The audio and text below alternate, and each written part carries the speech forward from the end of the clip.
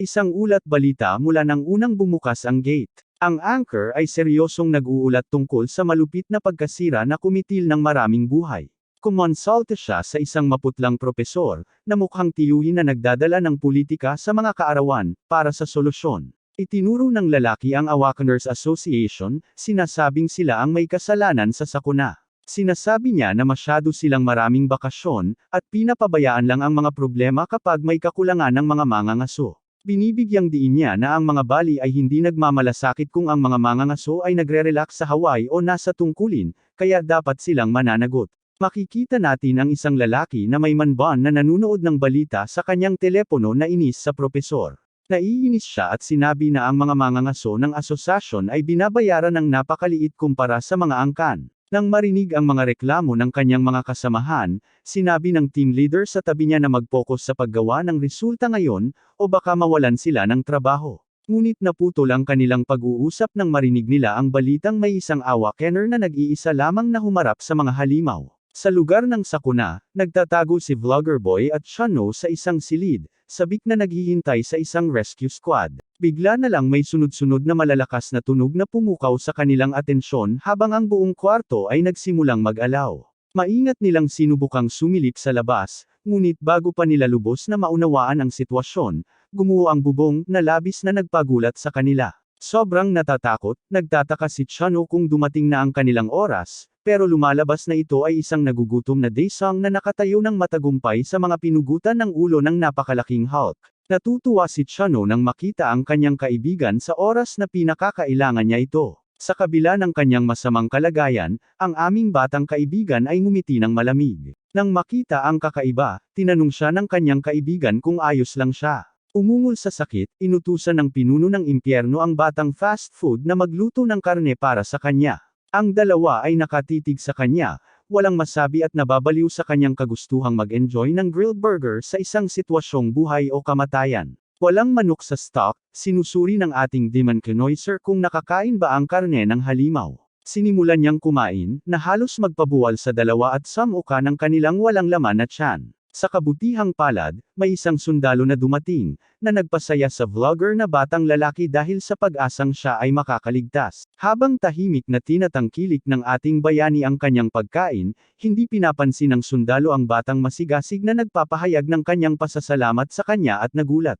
Bago pa niya mapansin ang mga laman loob ng halimaw, pumasok si Shano at inistorbo ang sundalo. Ipinakilala ang kanyang kaibigan, hinayla ni Shano ang ating gutom na bayani at hinikayat siyang kumain ng mabusog mamaya.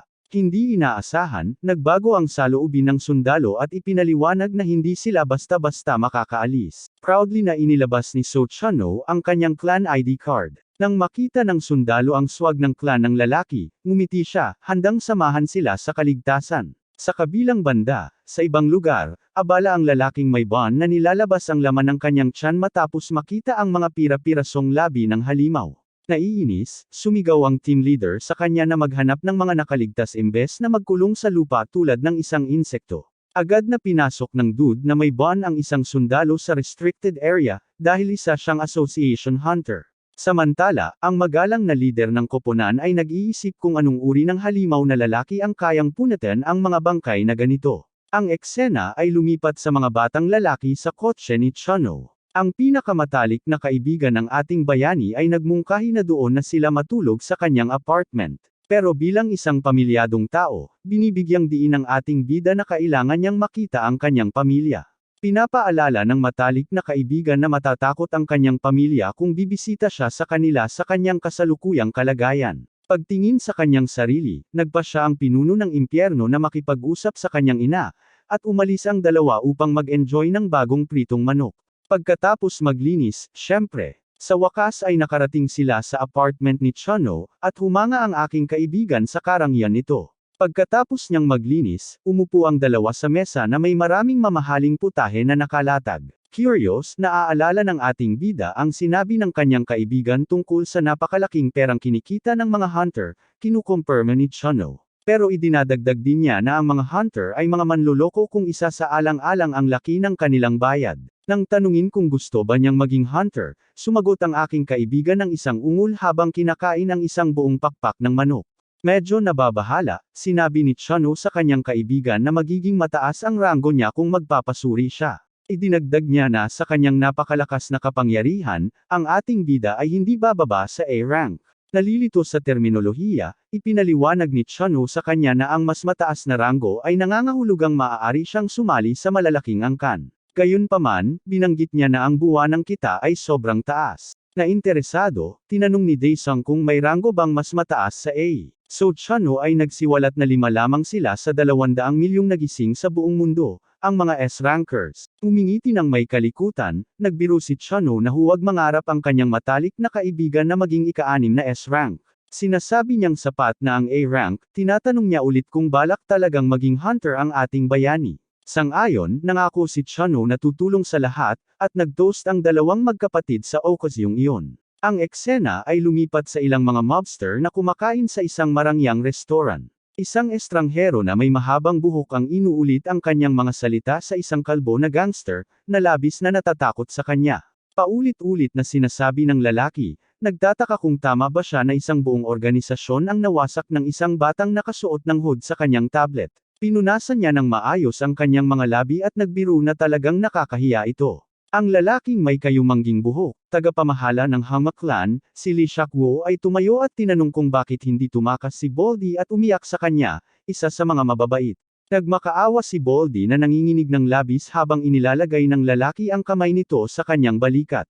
Sa isang nakakatakot na ekspresyon sa kanyang mukha, tinanong niya kung nanginginig si Baldy dahil sa patay na katawan sa kabila ng silid, na nagpasabog ng pawis sa gangster. Naluha, nakiusap si Baldy kay Shakwo na huwag siyang patayin tulad ng katawan na nakahiga ilang metro lamang ang layo. Dahan-daang hinahaplos ni Shakwo ang ulo ni Baldy at mahinahong ipinaliwanag na ang tanging mahalaga sa kanya ay ang nakaw na pera. Malinaw niyang sinabi na plano niyang kunin ang nakatagong yaman ng gang, ngunit si Baldy, na paralisado ng takot, nagpakabobo. Takot na takot, manahimik si Baldy habang tahimik na pinipili ni Shakwo ang kanyang kapalaran. Hindi inaasahan, humakbang palayo ang lalaking may mahabang buhok, sinasabing nagtitiwala siya sa salita ni Baldy. Ngunit syempre, ilang sandali lamang matapos ipahayag ang pasasalamat para sa impormasyon, sumabog ang makinis na kalbo na ulo sa kamay ni Shakwo.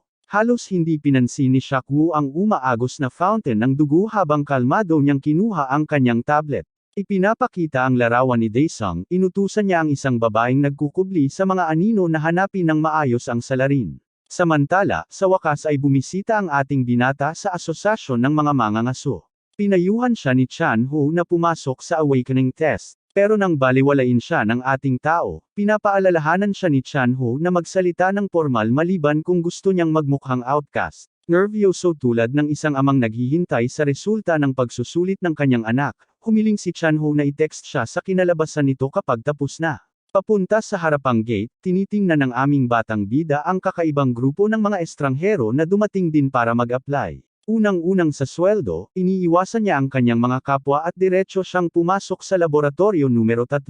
Pagkatapos makakuha ng pwesto sa pila, tiningnan niya ang kanyang telepono at nakita ang mensahe mula sa kanyang ina, nagtatanong kung kailan siya uuwi. Ayaw niyang mag-alala siya, kaya sinagot niya na maliligo siya at uuwi na. Napakabagal. Tulad ng lahat ng mga ina, tinatanong din niya kung kumakain siya ng maayos, na nagpapasaya sa aming bata at lalo pang nagpapalakas ng kanyang pagnanais na umuwi. Ang kanyang masayang sandali ay naputol nang sabihin ng isang kawani na siya na ang susunod. Dahil dito, isang delusyonal na matanda ang nagsimulang magreklamo na siya'y nagising. Sa kabila ng mga pagtiyak ng empleyado na maayos ang takbo ng metro, ayaw tumigil ng matandang lalaki sa kanyang malalakas na reklamo. Ipinagpapatuloy niya ang pag-angkin na ang pagkawala ng kanyang buhok sa magdamag ay patunay ng kanyang paggising, na nagdulot ng tawanan mula sa lahat, na dati naiinis. Ang matigas ang ulong lalaki ay nagdeklara na hindi siya aalis hanggat hindi kinikilala ang kanyang reklamo. Nang magsawa na sa paghihintay, hinawakan ng aking kaibigan ang makintab na anit ng lalaki at pinatahimik siya ng isang nakabibinging aura. Kahit na ganoon, nagpatuloy pa rin ang matanda, iginiit na sira talaga ang metro. Kaya't ang mapagbigay na Demon King ay binigyan siya ng benepisyo ng pagdududa, at may isang mangangaso na nag-alok na suriin ito ng personal. Habang inilalapit niya ang kanyang kamay sa orb, ito ay kumikislap at naging berde, na nagpapakita na siya ay isang C-rank. Nahihiyang nahulog, labis na pinagpapawisan ang matanda. Masayang ipinapakita ng clerk lady ang daan palabas sa matanda. Malinaw na ipinakita na siya'y isang tanga, patuloy na nagrereklamo ang matanda sa pagtanggi at pinapahiya ang aming batang lalaki. Sa wakas, dumating na ang kanyang pagkakataon. Ang clerk na babae ay nagchismis sa kanyang kasamahan tungkol sa ating bayani na marahil ay pinakamataas na ranggo dahil nakita niya ang kanyang nakakatakot na aura, pero tinanggihan lang niya ito ng isang hampas sa ulo. Kaya't sa buong suporta ng cute na clerk lady, lumapit ang ating bayani sa manometer. Isang biglaang kaguluhan ang naganap sa Korean Hunter Association, na may kaguluhan sa paligid. Ang branch manager ay nagsimulang makatanggap ng mga kagyat na tawag, na nag-uutos sa kanya na agad na bisitahin ang examination room 3 sa ika-6 na palapag. Nagsimula siyang magduda sa biglaang kalikasan ng tawag, iniisip kung baka isang 6th South Rank Hunter ang nagising. Gayunpaman, agad niyang itinakwil ang isipin, dahil sa tingin niya ay imposibleng mangyari iyon. Pagdating sa ika-6 na palapag, naglakad siya patungo sa silid ng pagsusuri 3, ngunit natagpuan niyang may malaking grupo na ng tao na naruroon. Pinilit niyang makadaan sa karamihan ng tao, at sa wakas ay nakita niya kung ano ang naging sanhi ng kaguluhan. Ang crystal meter orb ay nabasag, na parang pumutok na balat ng itlog. Ang manager ay nag-aalala at agad na humingi ng paliwanag mula sa kanyang mga empleyado tungkol sa sitwasyon. Agad na ipinaalam ng mga tauhan sa kanya na may isang lalaking nagngangalang Desung ang naglagay ng kanyang kamay sa kristal na bola para sa pagsusuri. Sa simula, ang mga kulay sa loob ng orb ay kumikislap ng hindi inaasahan. Pagkatapos, bigla itong sumabog sa isang pagsabog ng usok, na nag-iwan sa mga tauhan at mga manunood sa labis na kalituhan. Ang pagkabigo ay unti-unting lumalago sa loob ng manager habang siya ay sumasagot.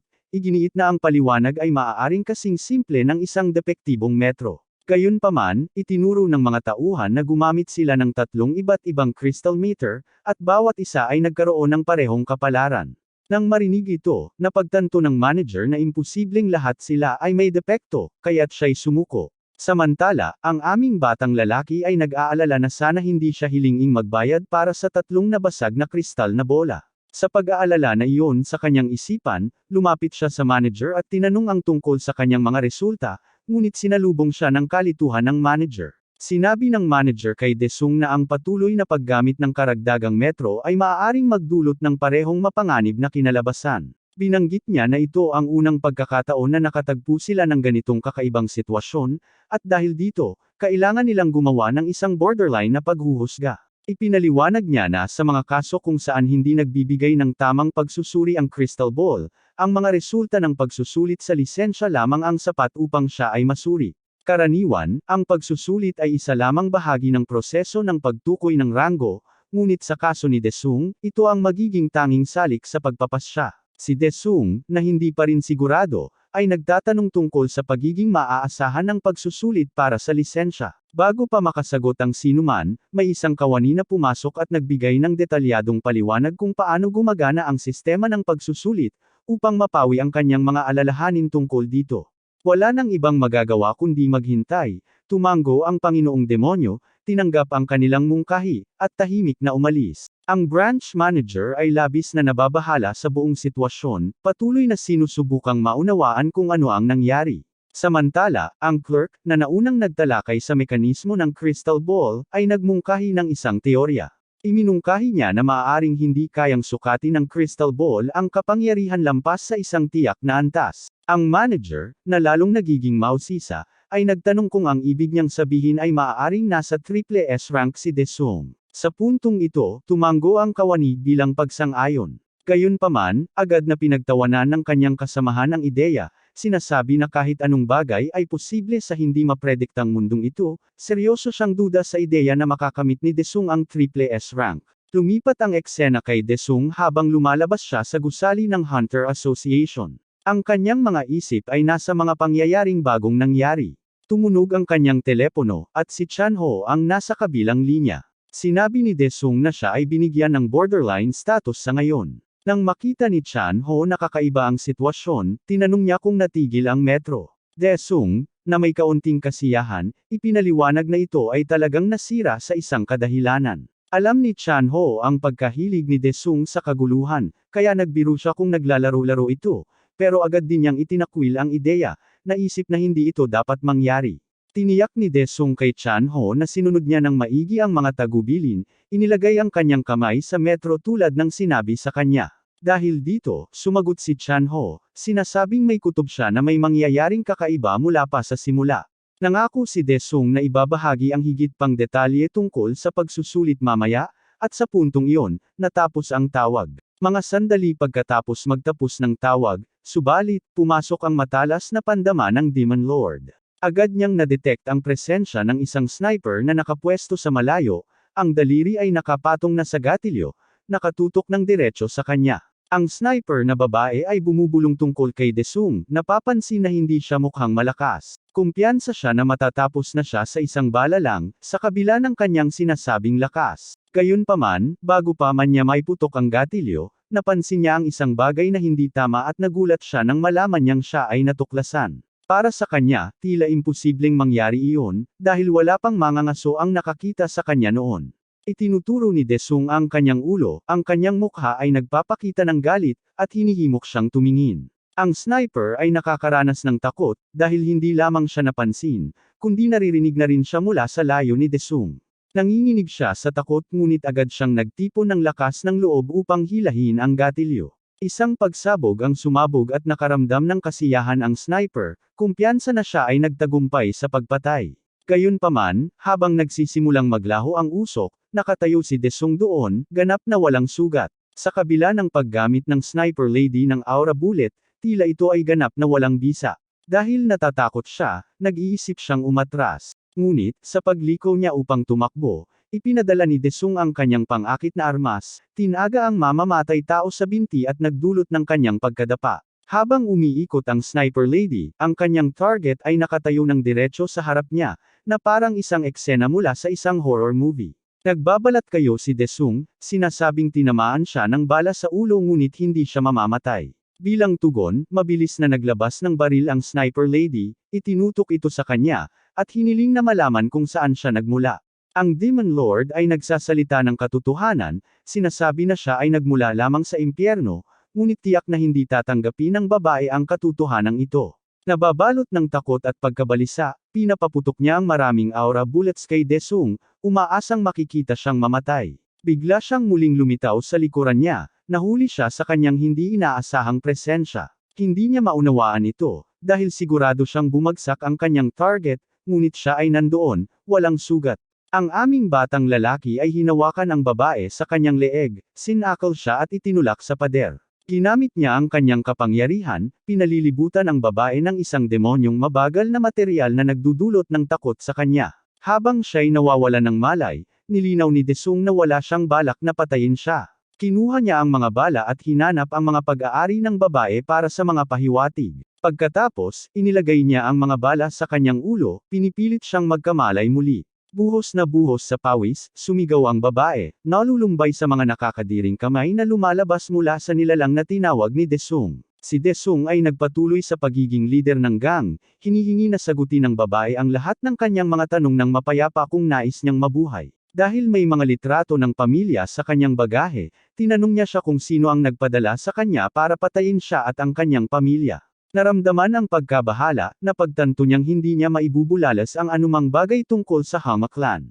Gayunpaman, bigla niyang naalala ang isang gangster na nawawala at sinamantala ang pagkakataon na gamitin ang kanyang pangalan, sinabihan si Desung na si Kim Sung-hyun ang nagpadala sa kanya. Ipinaliwanag niya na si Kim Sung-hyun ay ang parehong baguhan na pinagtataga ni Desung noon sa pribadong organisasyon ng pautang, sinasabi na ninakawan nito ang kanyang ligtas. Bilang kapalit ng kanyang lokasyon, siya'y humihingi ng kanyang kalayaan. Bilang tugon, itinapon ni Desung ang isang bala sa babae, tumagos ito sa kanyang balikat. Sabi niya na ginawa niya ang sinabi niya at sinabi na niya ang lahat. Ang ating binata ay patuloy sa kanyang gangster na kilos, sinasabi na medyo kainahinala para sa isang mamamatay tao na magbigay ng sensitibong impormasyon ng ganon kadali, nararamdaman ang bahid ng pagdududa sa kanyang mga salita. Ang babae, nababalot ng takot, ay napagtanto niyang nagkamali siya sa pagiging padalos-dalos. Muli, magalang na nagtatanong si Desung kung sino ang nag-utos ng pagpatay. Iniisip niya sa sarili na nabigo na siya sa kahilingan, at kahit na makaligtas siya sa engkwentrong ito, tiyak na papatayin siya ng psychopath na pinuno ng Hama Clan. Dahil sa kanyang palagay na hindi na maiiwasan ang kanyang kamatayan, sumigaw siya na hindi niya kailanman ibubulgar ang impormasyong ito, kahit pa 1,000 beses pang tanungin, at sinubukan niyang magpakamatay. Gayunpaman, bago pa siya makagawa ng ganoon, pinaputukan ng aming gangster ang isang bala, na nag-iwan ng malaking butas sa kanyang katawan. Ang babaeng mamamatay tao ay umubo ng dugo at bumagsak, patay. Si Desung ay nagalit, na pagtanto na hindi niya matukoy kung sino ang nasa likod ng lahat ng ito. Tumingin siya sa kanyang walang buhay na katawan, nag-iisip ng mga paraan upang itapon ito. Naalala niya ang isang bagay na mayroon siya na maaaring maging kapaki-pakinabang, ngunit nag-aatubili siyang gamitin ito. Sa halip, sinasaliksik niya ang mga alaala sa kanyang tala-arawan, naghahanap ng anumang kaugnay na alaala tungkol sa patay na keyword. Pagkatapos suriin ang 134 na pahina, nagbukas siya ng portal patungo sa Pantheon. Ganap na alam niyang hindi dapat pumasok sa lugar na ito dahil sa mga malapit na pira-pirasong gate, ngunit nagpasya pa rin siyang takpan ang katawan. Sinaluhan ang katawan ng asul na tela, pumasok siya sa Pantheon. Pagpasok niya, siya ay tinanggap at humiling sa sistema na muling likhain ang ika-134 na pahina ng tala-arawan kung saan nakatala ang bilangguan ng kaluluwa. Habang sinasaliksik niya ang kanyang mga alaala, naaalala niya na ang kulungan ng kaluluwa ang pangunahing sandata ng isa sa 15 pinuno ng mga estado sa impyerno, na kilala bilang ang hari ng mga multo. Naalala niya ang kanyang laban, naalala na ang armas na nakuha niya ay isang artepakto na kayang magpatawag ng mga patay kapag pinahiran ng sariling dugo. Sa simula, nang makuha ng ating bida ang bagay na ito, akala niya magiging napakakapakipakinabang ito. Gayunpaman, sa kanyang pagkabigo, ang komandante na kanyang tinawag ay lumabas na napakahina at hindi makakatulong sa anumang makabuluhang paraan. Habang muling binubuo ang ika-178 na araw ng ika-67 na taon, iniisip niya na maaaring maging kapaki-pakinabang ang bagay na ito para sa pagtatapon ng mga katawan. Ang ating bayani ay natagpuan ang kanyang sarili sa harap ng ilog ng mga patay. Naalala niya na ang teritoryo ng hari ng mga multo ay nasa kabila ng ilog. Noong huli niyang makita ang ilog na ito, may bangka na magagamit para tawirin ito, pero sa pagkakataong ito, wala na talagang anuman. Naisip niyang lumangoy sa ilog, ngunit napagtanto niyang imposibleng gawin yon. Kahit isang dip lang sa tubig ay sapat na upang maglaho ang katawan ng isang tao. Habang iniisip niya kung paano makararating sa kabilang dulo, nagsimula ang unang bahagi ng misyon ng maraming maliliit na makalangit na nilalang, nakahawig ng mga makalangit na insekto, ang sumalakay sa kanya. Ang mga insekto na ito, nakilala bilang mga matuwid na puting haligi, ay nagsimulang magpalipad ng mga bola ng nakal-alasong putik patungo sa kanya. Maingat na iniiwasan ni Daesung ang mga atake, nagtataka kung ang pagtalos sa mga halimaw na ito ay makakapagbigay sa kanya ng bangka bilang gantimpala. Hinugot niya ang kanyang sandata at pinagsasaksak ang isa sa mga insekto. Habang pinapatay ang nilalang, sumabog ito, naglalabas ng maraming bomba ng lason, bawat isa ay kahawig ng isang bala ng lason. Nagpasya siyang huwag iwasan ang mga atake, pinigilan niya ang mga ito gamit ang isang simpleng hadlang. Gayunpaman, natatagpuan niyang nakakainis at mabagal ang proseso, pinapansin ang mga insekto isa-isa, at mabilis niyang tina-target ang isa pang papalapit sa kanya.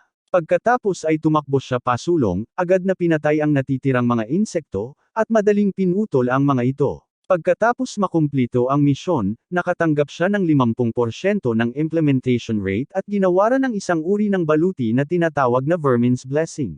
Ang katayuan ng baluti ay nagpapakita na ginagawa nitong immune ang gumagamit nito sa enerhiya ng mga patay, na nagmumungkahi na maaari siyang lumangoy habang suot ito. Nang hindi nag-aksaya ng oras, isinuot niya ang baluti at lumangoy sa ilog. Isang abiso ang lumitaw, na nagsasaad na ang kanyang mga kasanayan sa paglangoy ay hinahangaan ng mga demonyong hayop ng Pantheon, na humihingi ng paumanhin dahil hindi sila naging mas kapaki-pakinabang. Ito ay lalong nagpatindi lamang ng kanyang inis. Mabilis siyang nakarating sa teritoryo ng Ghost King, at sa kanyang gulat, natuklasan niyang naglaho na sa ere ang kastilyong walang kaluluwa. Isang bagong abiso ang lumabas, kung saan humihingi ng tawad ang mga halimaw sa demonyo para sa pagkawala ng kastilyo, na lalo pang nagpapainit kay Daesung. Iniisip niya kung ang pagtapos ng ilang mga side quest ay maaaring magdala sa kanya pabalik sa kastilyo. Maya-maya, isang mahabang estruktura ng arkitektura na kilala bilang Heavenly Obelisk ang lumitaw sa kanyang harapan, na may gate sa base nito. Habang nagtataka siya kung kailan magsisimula ang susunod na misyon, isang system window ang bumukas sa kanyang harapan, humihiling na patayin niya ang 1,000 makalangit na nilalang sa loob ng 2 oras upang matapos ang pangalawang misyon. Habang lumalabas ang mensaheng ito, isang halimaw ang lumitaw sa harap ng demonyong Panginoon, at agad niya itong nakilala bilang isang komandanteng general. Ipinapalagay na sila ay mga demonyo, sumigaw siya sa mga halimaw na lumuhad sa harap ng kanilang Panginoon. Gayunpaman, may isa pang abiso na lumabas, na nagsasabing humihingi ng tawad ang mga halimaw demonyo sa pagtataksil ng kanilang mga kasama. Habang nagsisimulang tumakbo ang mga halimaw patungo sa kanya, pinapatay niya ang ilan sa mga ito ngunit napansin niyang wala ang kanilang mga core. Nagtataka siya kung ang Halijing arkitektura ang may kasalanan sa anomalya na ito. Inilunsad niya ang neutralisasyon ng dugo, binabago ang kanyang sarili sa isang kalahating tao kalahating demonyo na hybrid, pinapataas ang kanyang mga estadistika at lakas ng atake ng 300%. Sa bagong lakas na ito, tumakbo siya pasulong, pinabagsak ang malalaking grupo ng mga komandante habang dumadaan siya sa kanila. Gayunpaman, nang marating niya ang paligid ng haligi, naisip niya na mas magiging epektibo kung sisirain ito mula sa loob. Tumakbo siya patungo sa gate at pumasok sa tore, pinapatay ang lahat ng humaharang sa kanya. Sa loob lamang ng ilang segundo, winasak niya ang buong estruktura. Habang gumuho ang tore, ang mga kainahinalang demonyo na walang core ay naglalaho, nagiging usok. Sa ganitong paraan, nagtatapos ang pangalawang misyon, at natapos na ang implementasyon ng Soul Prison. Nakakatanggap siya ng 2 orb bilang gantimpala, isa lila at isa kahel. Iniisip niya na isa sa mga ito ay dapat na gantimpala habang ang isa naman ay maaaring isang item para sa implementasyon. Kinukuha niya ang purpurang orb at sinisiyasat ito muna. Sa kanyang kasiyahan, lumabas na ito ang sandatang hinahanap niya. Binigyan siya nito ng 3 kasanayan. Ang una ay nagbibigay daan sa kanya na ikulong ang isang patay na target. Ang pangalawa ay nagbibigay daan sa kanya na muling buhayin ito. At ang pangatlo ay nagbibigay daan sa kanya na sumilip sa alaala nito. Habang ang pangunahing layunin niya ay mangolekta ng mga bangkay para sa impormasyon, nabigo siyang matuklasan na maaari lamang niyang ikulong ang 20 kaluluwa sa isang pagkakataon. Kinuha niya ang isa pang orb, na nagpakita na ito ay isang rune ng pagpapalawak. Kinokolekta niya ang rune at inukit ito sa kanyang Soul Prison artifact, pinapataas ang kapasidad nito mula 20 hanggang 100, na sapat na para sa kanyang mga pangangailangan. Nasiyahan, kinolekta niya ang bilangguan ng kaluluwa at nagpasya na umalis sa Pantheon, matapos matupad ang kanyang layunin. Ngunit, bigla na lamang nagpadala ng isa pang mensahe ang mga demonyong halimaw, nagmamakaawa na mag-ingat siya. Itinuturing niya silang abala. Isang gintong panel ang bumukas sa harapan niya, ngunit itinakwil niya ito bilang isang pag-aaksaya ng oras, hindi interesado sa anumang maya-alok nito. Inaalis ang walang kabuluhang mga palaisipan ng mga demonyong halimaw, umalis siya sa Pantheon. Pagbalik niya sa lugar kung saan niya iniwan ang bangkay ng Sniper Lady, natagpuan niyang wala na ito roon. Ang bangkay ay hindi makakalakad mag-isa, o maaari. Pagod na pagod si Daesung at nagpasya siyang umuwi. Pagpasok niya, sumilip ang kanyang kapatid at sinabi na nahuli siya, napansin na lumalamig na ang lugaw. Tinawag siya at pinainit muli ang sopas. Habang nagsisimula silang kumain, pinapatay ng kanilang ina ang telebisyon. Ang aming anak ay nagsimula ng usapan, tinatalakay kung gaano nakalaki ang pagbabago sa mundo. Ipinahayag ng kanyang ina ang kanyang pag-aalala na baka magulat siya, kaya hindi niya ito sinabi sa kanya. Humihingi siya ng tawad dahil pakiramdam niya'y wala siyang silbi bilang ina. Pinapakalma siya ni Daesung, sinasabing nagpapasalamat siya na nakaligtas siya sa lahat ng panahong ito. Tinanong niya ang kanyang ina at kapatid na babae kung gusto nilang kumuha ng kahit ano para sa kanilang sarili. Namula ang kanyang ina sa tanong at inaalok siya ng mas maraming sopas sa halip. Pagkatapos ng tanghalian, tinawagan niya ang kanyang kaibigang si Chono, sinabihan siya na magtatago siya sandali. Tinanong ni Chono kung ito ay paghahanda para sa pagsusulit sa lisensya. Sumagot ang Panginoon ng mga demonyo na ito ay katulad ng pagsasanay, ngunit talagang nakakita siya ng isang bug na nawala, at kailangan niyang hanapin ito. Ang kaibigan niya ay tila walang ideya kung ano ang sinasabi niya. Humiling si Daesung kay Chono na alagaan ang kanyang kapatid na babae at ina habang siya ay wala. Nagsisimulang magpakita upang akitin ang mga nasa likod ng babaeng mamamatay tao. Ang eksena ay lumipat sa gusali ng Hagma clan, kung saan nagaganap ang mga talakayan kung paano haharapin ang pambihirang bagong manghuhuli. Pagkarinig sa pagpatay sa B-rank na asasinang babae, iminungkahi ni Seokwoo na kalimutan na siya. Sa isang ngiting masama, iminungkahi niyang sirain na lang ang pagsusuri sa ranggo. Sa pagsasabi nito, lumingon siya kay Jin Chol, ang rank A punk sa isang tangke ng tubig, at tinanong kung siya ay handa na. Sinasabing handa na siya mula pa sa pagkakapanganak, isang siyentipiko ang naghahanda na ay infuse siya ng isang misteryosong serum. Umingiti ng sadistiko, binalaan ni Seokwoo ang A-ranker tungkol sa sakit na magpapabaliw sa kanya. Kumpiyansa, sumagot ang lalaki na handa na siya mula pa nang sumali siya. Matapos makuha ang pahintulot mula kay Seokwoo, sinimulan ng baliw na siyentipiko ang proseso. Nagsimulang pumutok ang mga bula sa tubig, na nagdulot ng pag-usli ng mga ugat ni Jin Chol sa diving suit. Pinipigilan ang kanyang mga ngipin, ang mga mata ng A-ranker ay naging puti, at ang mahiwagang enerhiya ay nagsimulang magliwanag sa balat sa ibabaw ng kanyang mga ugat. Bigla na lang pinawisan ng malamig ang siyentipiko at nagbabala na baka mamatay si Jin Chol kung ipagpapatuloy nila. Si Seokwoo ay nananatiling hindi nababahala. Binibigyang diin niya na hindi siya kailanman magre-recruit ng isang napakahina. Sa 70% ng serum na na-inject, umuungal si Jin Chol sa sakit, halos lumabas na ang kanyang mga mata sa kanilang mga butas. Maya-maya, bumagsak ang tibok ng kanyang puso. Nanghihina si Jin Chol, na nagudyok sa siyentipiko na ideklara siyang patay. Ngunit, pinatahimik siya ni Seokwoo. Nagsimulang gumalaw ang mga kamay ng A-ranker, nagulat ang puting coat habang muling bumubilas ang tibok ng puso ng kanyang paksa. Ngayon, may maliwanag na berdeng mga mata na nakabukas, sinira ni Jin Chol ang tangke gamit ang isang makapangyarihang suntok. Lumabas siya sa tangke, puno ng enerhiya. Umingiti ng nakakatakot, pinuri ni Seokwoo ang kanyang maliit na test subject, at ipinahayag ang kanyang pananabik para sa pagganap nito sa mga susunod na araw. Samantala, ang ating bida ay nasa bubungan, nakikipag-chat kay Chono. Sinabi ng kanyang kaibigan na kakailanganin niyang gamitin ang kagamitan ng asosasyon. Pagbasa nito, nagsagawa siya ng sarili niyang eksperimento. Kumagit ng isang stick, natuklasan ng aming batang lalaki ang isang up loophole, invisible hell armor. Napansin na ang impyernong baluti ay hindi nakikita, inilabas ng aming batang lalaki ang punyal ng paghuhukom mula sa kanyang inventaryo. Sa pag-uutos sa sistema na kilalanin ang kahoy na stick bilang kanyang patalim, nawawala ang kanyang sandata, at kinukumpirma ng sistema na ang stick ay pinalitan na ng patalim. Kaya parang estudyante mula sa Hogwarts, kaya na ngayon ang aking kaibigan na wasakin ang kanyang mga kaaway gamit ang kanyang munting wand. Ito rin ay nagbigay sa kanya ng bagong ideya. Kaya pumasok siya muli sa Pantheon, ngayon ay papasok sa teritoryo ng Hari ng Apoy. Ipinahayag niya ang hindi kasiyahan ng muling bisitahin ang lugar.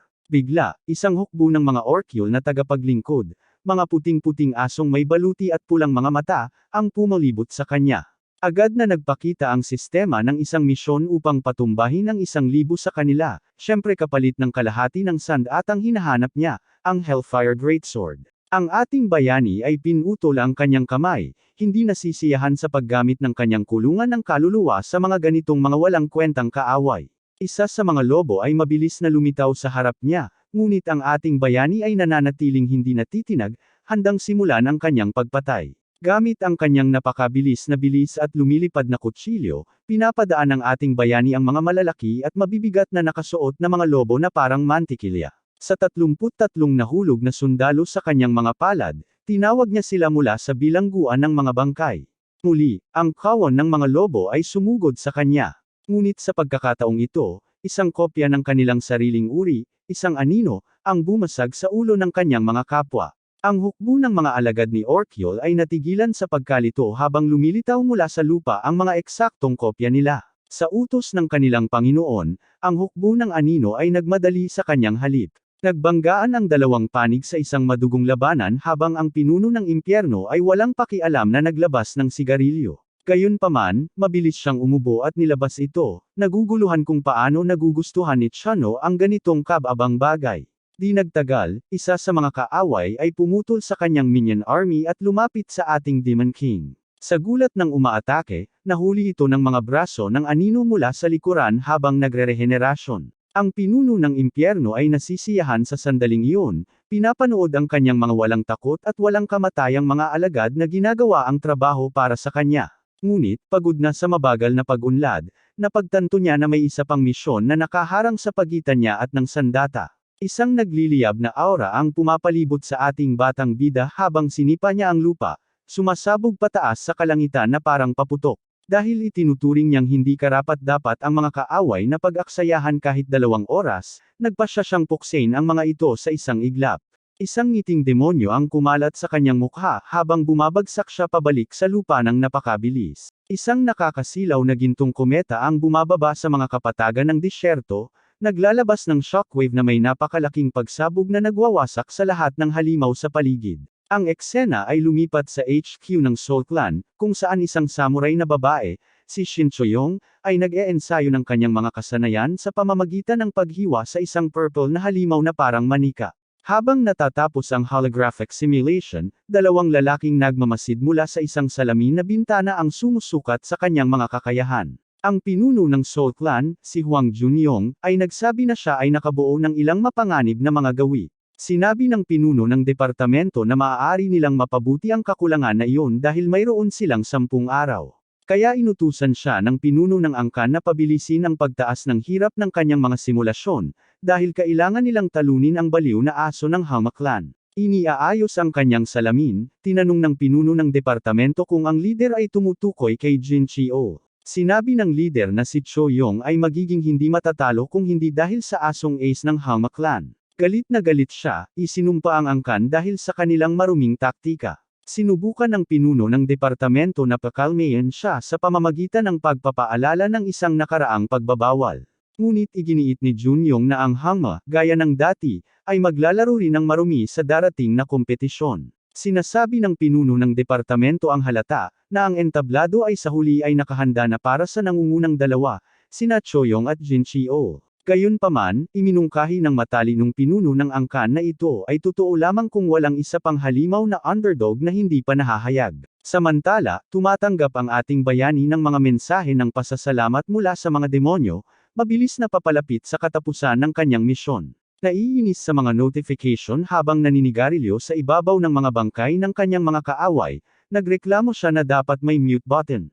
Nang marinig ang isa sa mga halos patay na lobo na umuungal, sinabi niya itong tumahimik habang siya'y naninigarilyo, at tinapos ang buhay nito sa isang saksak. Ang pagkamatay na ito ay nagmamarka ng kanyang 2,000 pagpatay at nagbibigay sa kanya ng kalahati ng Hellfire Greatsword. Ang mga kaluluwa ng kanyang mga kaaway ay nagsimulang magtipon-tipon sa isang orb sa kanyang harapan, bumubuo ng isang espesyal na item. Nang mabasa na kailangan niyang ailay ito sa isang dambana, hindi natuwa ang Panginoong Demonyo na kailangan pa niyang hanapin ito tulad ng isang magsasaka. Gayunpaman, sa sandaling makuha niya ang Soul Stone, isang higanteng estruktura ang lumitaw mula sa lupa sa kanyang harapan, na nagpapadali sa kanyang trabaho. Kaya't nagsimula na ang 2nd misyon para sa Great Sword. Ang tagapamahala ng impyerno ay dapat ngayong ialok ang batong kaluluwa at makilala ng Guardian Serpent. Walang pag-aaksaya ng oras, inilagay niya ito sa isang sacrificial bowl. Bigla, isang napakalaking ahas ang tinawag. Pinipikit ang kanyang mga mata, sinimulan ng ating batang lalaki ang laban sa pamamagitan ng isang epikong pagtitig sa dambuhalang ahas. Isang panel ang lumitaw sa harap niya na nagbubunyag ng kondisyon ng tagumpay na sagutin ang mga tanong ng ahas. Naguguluhan, tinawanan ng hari ng mga demonyo ang pagkuha ng isang pagsusulit sa lahat ng bagay. Sumuko siya at inutusan ang ahas na magtanong sa kanya.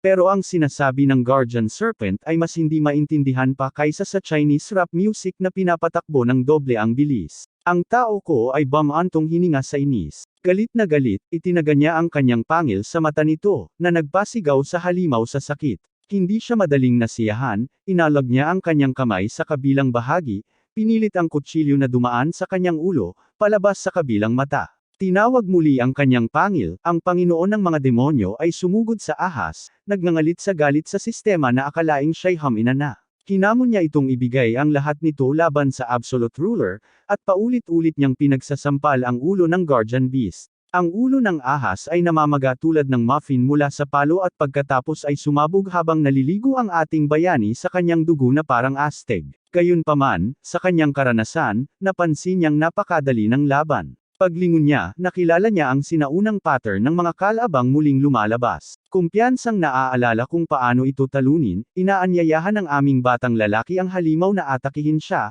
at narinig ng ahas ang kanyang tawag. Lumilipad ito patungo sa kanya na nakabukas ang bibig, nahuhuli siya sa loob ng panga nito habang may asul na apoy ng muling pagbuo na kumikislap sa loob. Gayunpaman, alam na alam ito ng ating bayani. Walang pag-aalinlangan, pumasok siya sa bibig ng guardian serpent. Naguguluhan, iniikot ng ahas ang ulo nito. Bigla, pumutok ang mga mag-aaral nito habang nilulunok siya ng ahas, at ang ating bida ay bumagsak ng epiko, hawak ang isang nagliliyab na asul na sandata sa kanyang kamay, ang Hellfire Greatsword. Binati siya ng sistema sa pagkolekta ng espada, ngunit iniulat na ang mga kasanayan nito ay magiging seliado hanggang matapos niya ang misyon. Gayunpaman, kumpiyansa niyang ipinahayag na kahit ito ay sapat na upang talunin ang napakalaking uod. Sa kanyang mga kamay na hawak ang nagliliyab na greatsword, ibinaba ng aming batang bayani ang kanyang bagong sandata sa guardian serpent. Ang nagliliyab na enerhiya nito ay dumaan sa buong katawan ng halimaw, mula ulo hanggang buntot, hanggang ang katawan ay malinis na nahati sa dalawang bahagi. Ang misyon ay nagtatapos. Hindi maririnig ng ahas ang sagot kung hindi ito buhay. Hawak na mahigpit ang ganap na aktibong greatsword, may baliw na ngiti ang ating Demon King, sabik na naghihintay sa susunod na mangyayari. Isang panel ang lumitaw, inihahayag ang pagsubok ng scorching fire. Kailangan niyang tiisin ang buong 10 araw ng naglalagablab na pagdurusa muli upang ganap na ma-unlock ang maalamat na sandata, o ganoon ang pagkakaalam.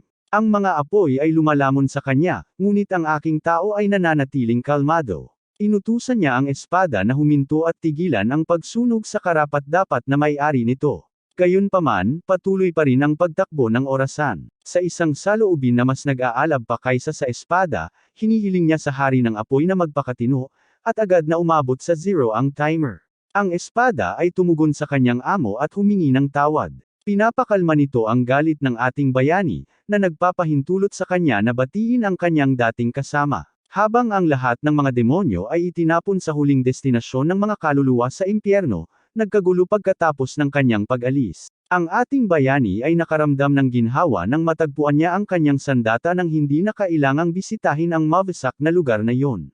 Ang Demon Sword ay nagpahayag na ito ay naghihintay sa pagbabalik ng pinuno, na nagdulot sa kanya ng pagdududa kung ang kanyang dating kasosyo ay may galit sa kanya. Ngunit ang hari ng apoy ay mapagpakumbabang nagsabi na hindi siya kinamumuhian dahil sa pag-alis niya, kundi ang mga naging epekto nito.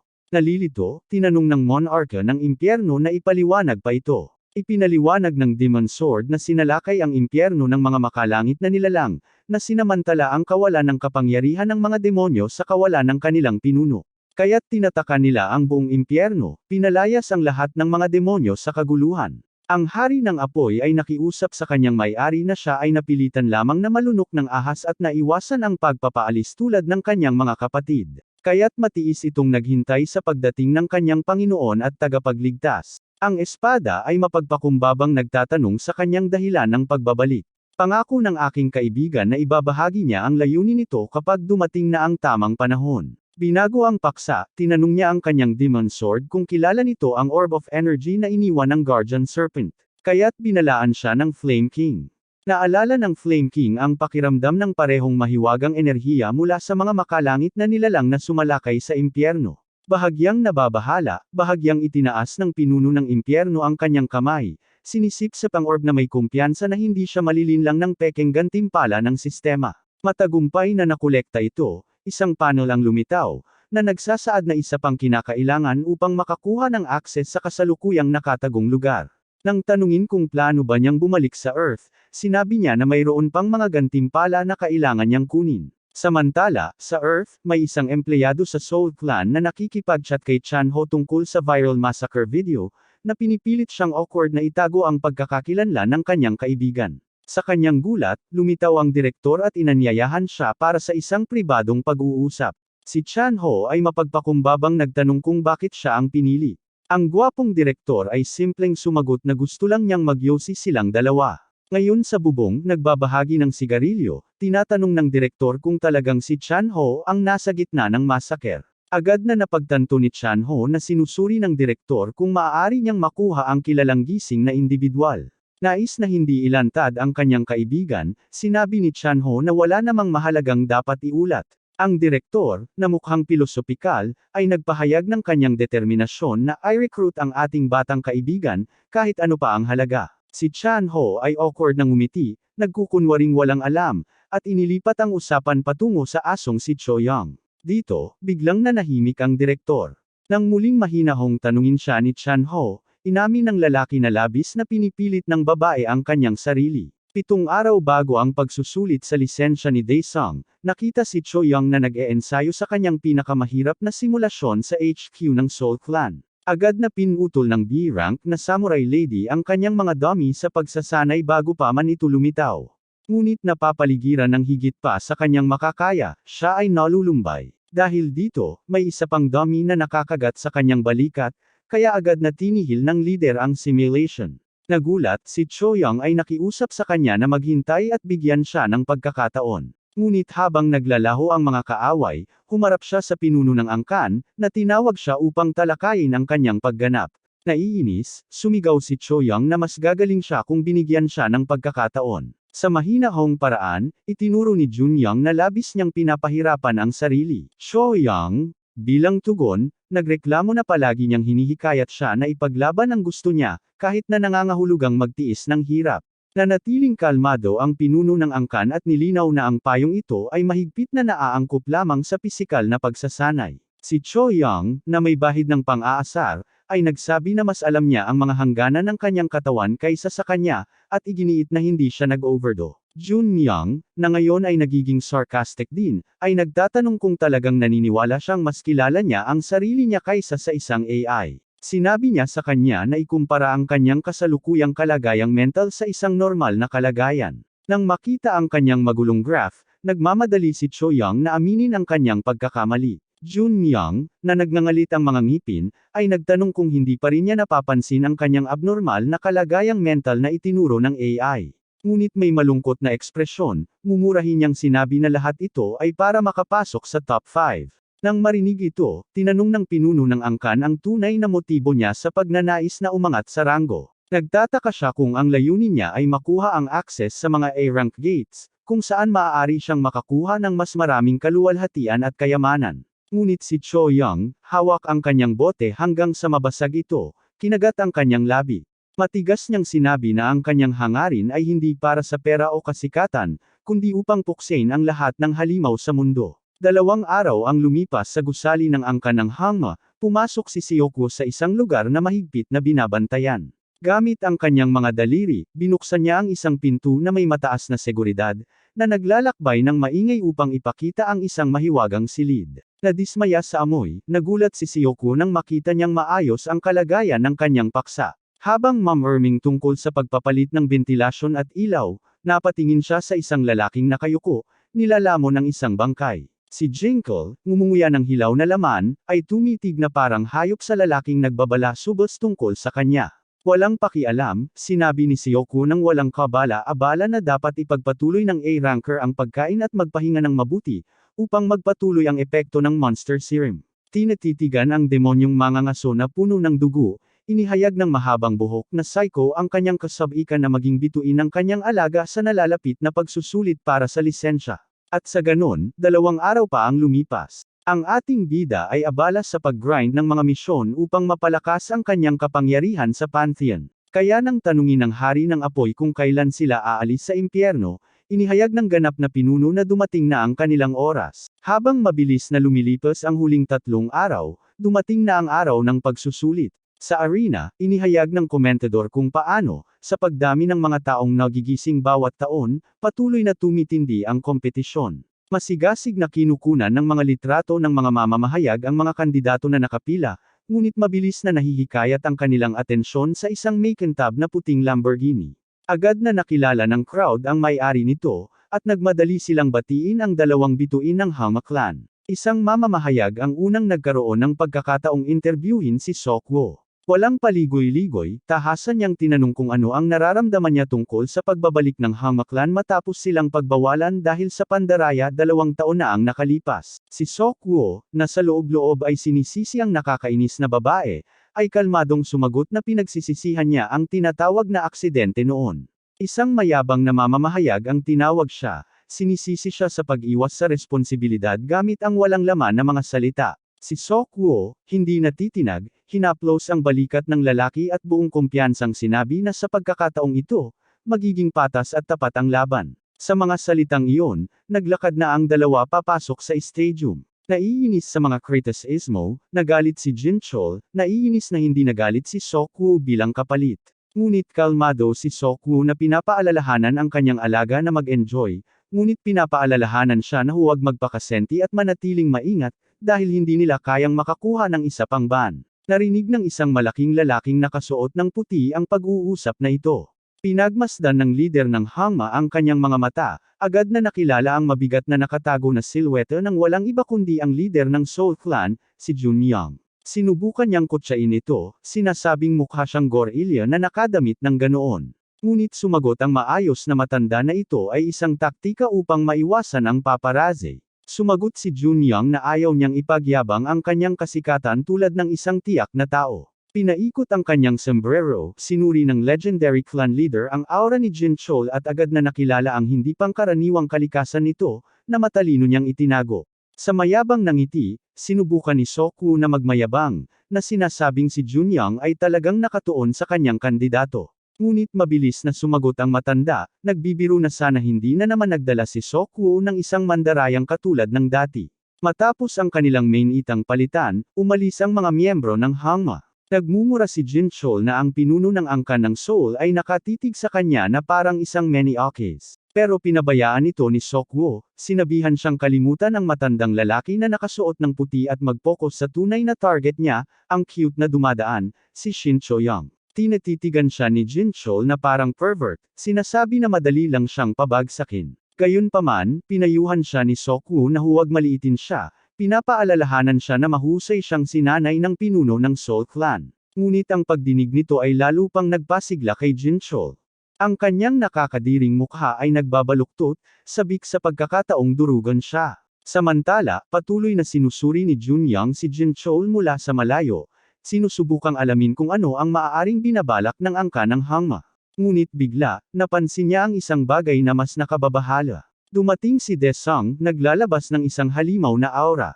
Habang naglalakad siya, nanginginig ang pinuno ng angkan ng Seoul, nababahala sa madilim na enerhiyang nagmumula sa kanya. Dahil sa kanyang nanginginig na anyo, tinanong ni Cho-young ang kanyang pinuno ng angkan kung ano ang nangyari. Habang bahagyang nakabuka pa ang kanyang panga, binalaan siya ni Junyoung na mag-ingat. Pinabayaan niya ang kanyang pag-aalala, na may kumpiyansa na nangangako na hindi niya hahayaan na magtangkang magloko ang Hangma Clan sa kanya. Ngunit si Junyoung, pinapikit ang kanyang mga mata, ay nilinaw na mas nag-aalala siya sa ibang tao na dumaan sa tabi niya.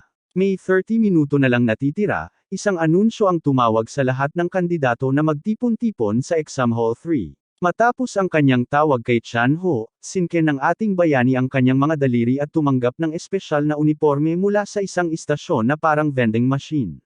Sa kanilang mga bagong kasuotang estilo cyberpunk, nagtipon-tipon ang lahat ng kandidato, kasama na ang ating paboritong nagrereklamong matanda, sa exam hall. Ang matanda ay mayabang na nagmuni-muni sa daan-daang reklamo na nagdala sa kanya dito. Nag-aalab ang kanyang damdamin, nagpasya siyang durugan ang ating bida dahil sa paglalakas loob nitong hawakan ang kanyang ulo na mas bilog pa sa puwit ng sanggol. Ngunit hindi nagtagal, may isang malaking tao na kinuha siya sa bungo at sinabing lumipat siya. Nilunok ang kanyang pagmamataas, sumuko na ang matanda sa kanyang paghihiganti. Kaya habang nalulumbay ang matanda, dumating ang ating bida sa eksena sa kanyang bagong suit, handang duminahin ang sinumang magtatangkang sumalungat sa kanya. Habang nagsisimula ang pagsusulit, nagtipon-tipon ang mga kalahok sa arena, kung saan may mga lilang singsing na bumababa mula sa itaas. Binati ng supervisor ang madla at nagsimula ng paliwanag. Binanggit na ang mga singsing na ito ay kumakatawan sa 3 palapag ng gate, na partikular na dinisenyo para sa pagsusuri ng lisensya. Ipinaliwanag pa niya na ang bawat palapag ay may kanya-kanyang natatanging kapaligiran at natatanging kondisyon para makumplito ito. Habang kumakalat ang mga bulong-bulungan sa mga kalahok, Isang maputlang batang tila multo ang nagtatanong kung kailan sila makakatanggap ng mga armas. Bilang tugon, mariing nilinaw ng supervisor na walang ibibigay na armas, at walang sino man ang pinapayagang magdala ng anumang kagamitan maliban sa mga SWAT na ibinigay. Ang anunsyong ito ay nagdulot ng kaguluhan, na may mga reklamo na walang sinuman ang makakalaban ng walang armas. Sa sandaling ito, isang cute na AI hologram ang lumitaw, inihahayag ang kanyang papel sa pagsubaybay sa progreso ng lahat. Ang masayang hologram ay nagbunyag na ang pagsusulit ay hindi tungkol sa kakayahan ng mga ngaso sa pakikipaglaban, kundi sa kanilang likas na kakayahan sa pag-survive sa pinakamahihirap na kondisyon. Sa paglilinaw na iyon, bumukas ang gate. Ang mga kalahok ay natagpuan ang kanilang mga sarili sa unang palapag ng gate, isang rainforest. Lahat ay agad nalalangoy sa pawis at nahihirapang huminga. Samantala, isang grupo ng mga analyst na nanunood sa pamamagitan ng iba't ibang kamera ang tumatawa sa mababang kalidad ng mga aplikante. Habang pinag-uusapan nila ang posibilidad na lahat ay mab-aigo, may isang lalaking may ulo na parang kabute na pumuri kay Choi Young sa pagpapanatili ng malamig na ulo at pag-iingat ng kanyang enerhiya. Nang makita ni Jun Young na pinupuri ng lahat ang kanyang asong si Ace, siya'y ngumiti sa kasiyahan. Samantala, ang iba ay pinupuri si Jin Chul mula sa Hama Clan. Shakwo ay sumulyap sa reaksyon ni Jun Young, na inaakalang ang kanyang pagkabigla ay nagmumula sa pagtatanghal ni Jin Chul. Ang ekspresyon ng matanda ay nananatiling nakapako habang kumakalat ang takot sa karamihan, lahat ng mata ay nakatuon sa isang tiyak na cool na lalaki. Shakwo ay nagulat, nakikilala ang mismong tao na ipinadala niya ng mamamatay tao. Parang hindi ka panipaniwala na walang aura si Daesung, at walang patak ng pawis na makikita sa kanyang katawan. Samantala, nalaman na uminom ang aming batang lalaki ng potion, na nagbigay sa kanya ng immunity sa lahat ng salik ng kapaligiran. Nagtatawa siya sa loob, alam niyang ipinagbabawal ito, pero tanging kung mahuhuli siya. Kaya nang lumitaw ang mga purpurang banda sa mga pulso ng lahat, inihayag ng cute na AI ang pagsisimula ng unang round. Ipinahayag nito na ang kondisyon para makumplito ang unang palapag ay ang pagpatay sa 20 swamp orc. Sa isang kumpiyansang ngiti, sinimulan ng ating bayani ang laban sa sandaling magsimula ang round, na nagudyok sa lahat na magmadali upang hindi mahuli. Sa isang tunay na pagsubok upang maalis ang mga tanga, isang uhaw na mangangaso ang naging biktima ng isang halatang bitag sa fountain ng tubig. Isang malagkit na od ang lumabas mula sa lupa, nilulunsya ng buo at tinanggal siya. Gayunpaman, nailigtas siya ng mga pananggalang ng suit. Samantala, ang ating bayani ay tumatakbo sa kagubatan sa paghahanap ng kanyang target. Kasabay nito, ang rescue team na kumukuha ng tinanggal na kandidato ay biglang nakatanggap ng signal, na may utos na hanapin ang kandidato 104, Han Daesung. Ngayon, balikan natin ang ating bida, na sa wakas ay nakatagpo ng isang swamp orc. Binubuli ang oversized na baboy habang hawak ang isang malaking bato, madali niyang inihagis ito sa hangin na parang bola. Sa isang suntok, pinaire-piraso niya ang malaking bato sa libu-libong maliliit na piraso na nagwasak sa halimaw. Nakita ito ng Risquare at naisip niya kung bakit siya ipinadala upang magmasid sa isa sa mga kandidato. Samantala, nauunawaan ng ating hari ng mga demonyo na ang paghabol sa mga orc isa-isa ang pinaka-epektibong paraan. Para mapabilis ang mga bagay, nag-atubili siyang gumamit ng kanyang mana at tumawag ng isang Shadow Wraith. Habang lumilipas ang oras, siya ay nakarating sa isang yungib na puno ng mga swamp orc. Ang kuweba ay nagsimulang gumalaw, na nagdulot sa grupo ng mga halimaw na maging maingat tungkol sa kung ano ang maaaring mangyari. Bigla, bumukas ang kisame at nag-epic landing ang ating batang bida. Pinilit na maghukay ng malalim sa lupa tulad ng isang magsasaka, siya ay halatang inis. Ang mga halimaw ay nagdiriwang na akala nila ay nahuli na nila ang kanilang biktima, ngunit siya ay tahimik na binibilang sila gamit ang kanyang mahikawan na parang tungkod. Bilangin ang sapat na mga target upang makumplito ang kanyang misyon, sinabi niya sa hari ng apoy na isalin ang huling mga salita ng halimaw. Pagkarinig na ang mga halimaw ay nag-uusap tungkol sa pangangaso sa pinuno ng impyerno, iniutos niya sa espada ng demonyo na sunugin sila hanggang maging abo. Sa ibang bahagi ng gubat, ginagamit ni Choyuon ang kanyang aura upang maghanap ng mga target. Habang na-detect ng kanyang kakayahan ang isa, agad siyang tumalon sa mga puno na parang bala. Ang kumpiyansang ace ng Soul Clan ay tinatayang kayang linisin ang unang palapag sa isang iglap. Habang papalapit na si Choyuon sa kanyang ika-4 na pagpatay, biglang may lumipad na mangangaso at kinuha ito. Ang kanyang mga mata ay lumaki sa gulat sa halimaw na figure na dumaan sa tabi niya. May paghamak, tinitingnan niya ng may pagdiriin ang hangma na walang kwentang tao, na malakas na nagmamayabang tungkol sa kanyang ikalimang pagpatay. Naiinis, sinabi niya na ang pagnanakaw ng kills ay inaasahang asal mula sa mga basurang hangma. Bilang tugon, pinagtatawanan niya siya dahil sa pagiging tanga na akalaing sa kanya ang kill. Nagpapatuloy ang kanilang pang-aasar, nagbabatuhan ng mga matatalim na tingin. Sigh on drugs, Jinsel ay nag-iisip na patayin siya upang alisin ang pagkaabala ngunit nagpa siya na ipagpaliban ito hanggang sa ikalawang palapag. Sa mga salitang iyon, umiwas si Choyun na may buntong hininga at itinaas ang kanyang daliri sa gitna, na may nakakainis na ngiti. Galit na galit, ang mainitan ang ulo na Mandaraya ay sumugod, handang patayin siya.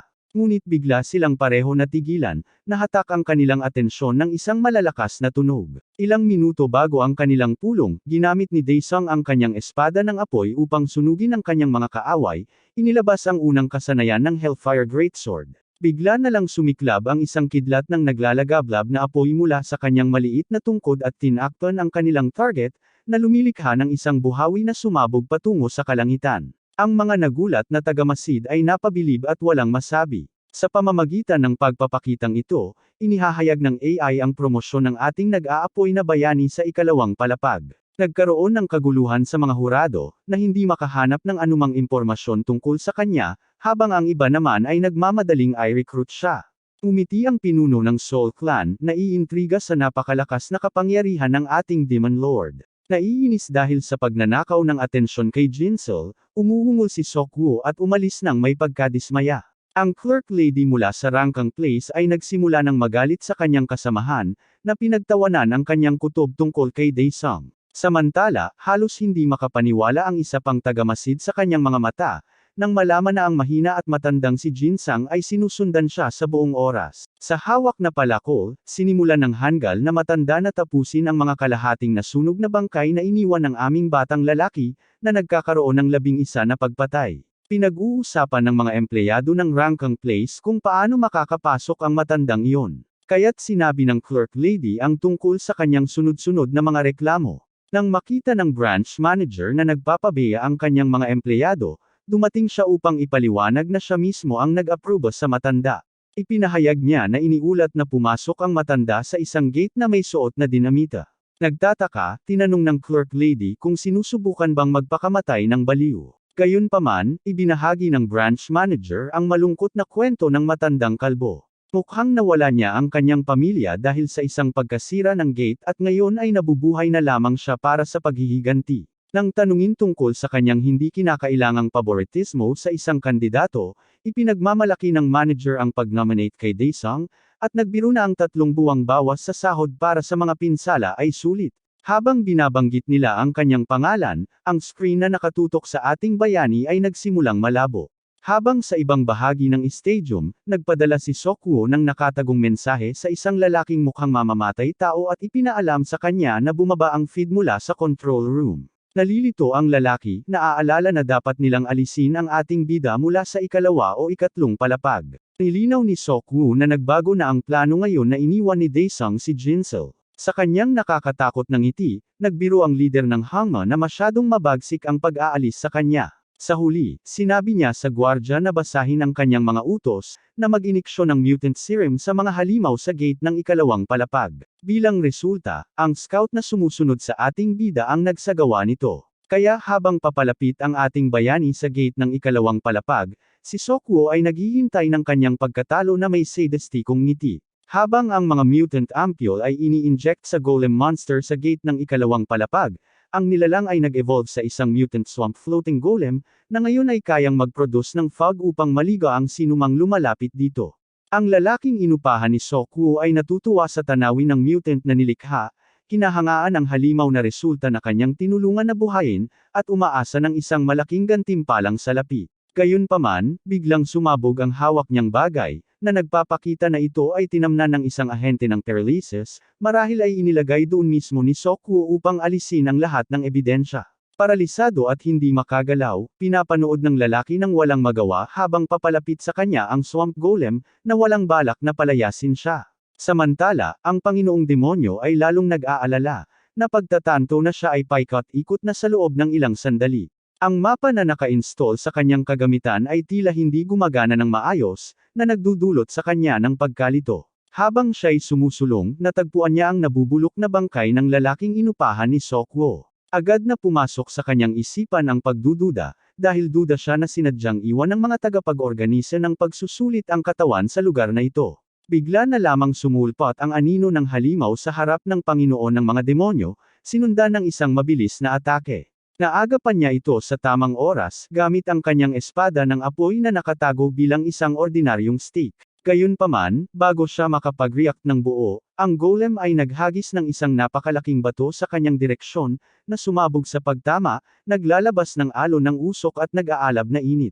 Upang makaligtas sa matinding init, inactivate ng ating bayani ang kanyang absorb flame skill, pinuprotektahan ang kanyang sarili mula sa nakakapaso na pagsabog. Iniisip niyang gamitin ang parehong furry skill na minsang tinalo ang mga orc, ngunit, sa kasamaang palad, ito ay naka-cooldown pa. Mas masahol pa, tila ayaw maghintay ng golem para mag-recharge ito. Ang lumulutang na swamp golem ay naglalabas ng sunod-sunod na mabilis na atake, na pinapawalang bisa ng Demon Lord na may lumalaking pagkabigo.